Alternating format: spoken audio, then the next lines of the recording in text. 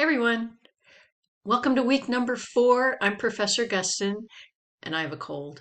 I'm just starting, but I'm trying not to sniff too much when I was making videos for you. So hopefully it's okay.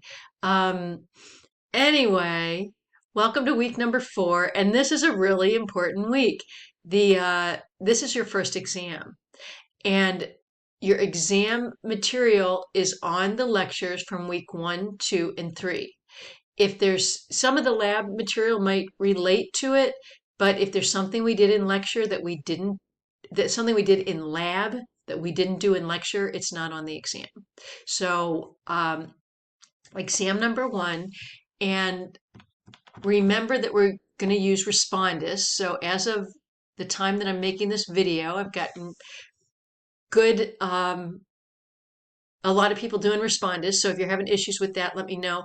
Also, if you want to use the computer in the library that has Respondus on it, let me know and I will make sure you know which computer has it.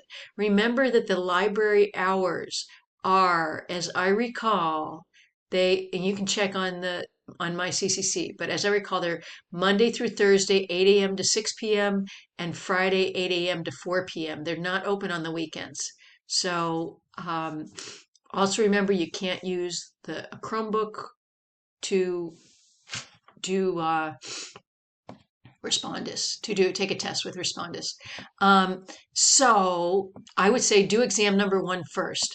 And this is going to be really, this is going to be a real test of how you're doing, because everything we've done so far, you've been able to have your notes in front of you while you're doing it.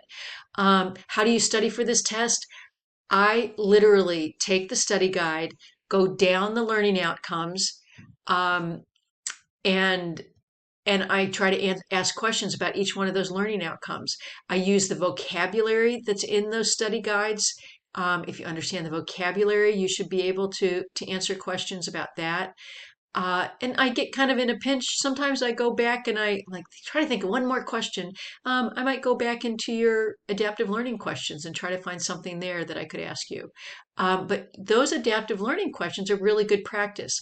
I want to caution you that the adaptive learning, meaning your lecture assignments, they're really good practice. But I want to caution you that not every single thing that could be on the test will be in those assignments, because sometimes the book just has something in too much detail and I just don't take those questions, or they have it presented in a little bit different way than I'm presenting it.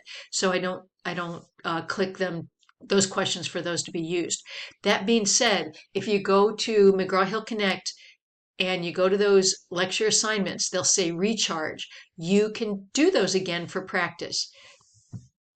And I'm going to pause for a second. Sorry, I had a sneeze. Yeah, you can go to the Recharge in McGraw-Hill Connect, and you can take those lecture assignments again, and it won't affect the grade that you already have. So you can do that. But definitely, what you want to be practicing is recall.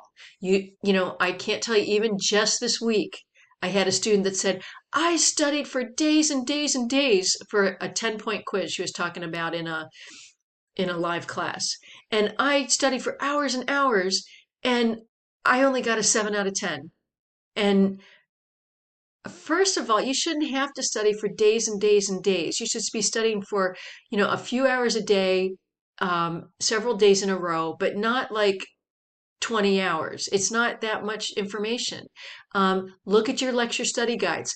Look at your learning outcomes on your lecture study guides. Read the question. See how much of that information you can say out loud.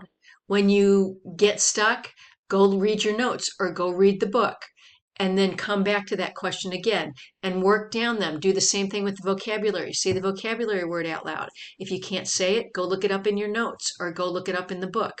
And gradually you'll have, check off the ones that you can do, and eventually you'll get all of them checked off. But it just takes time, and you have to practice recall, and you have to practice recall over time.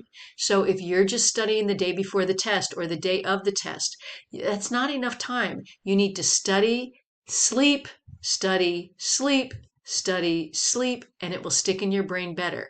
You have to practice recall. If you spend 20 hours reading your study guides over and over and over again, I would say that's not studying. That's getting organized. That's making sure everything is there. But the actual study part comes when you practice recall. And it's really helpful if you do it out loud. So even if you're sitting in a room alone.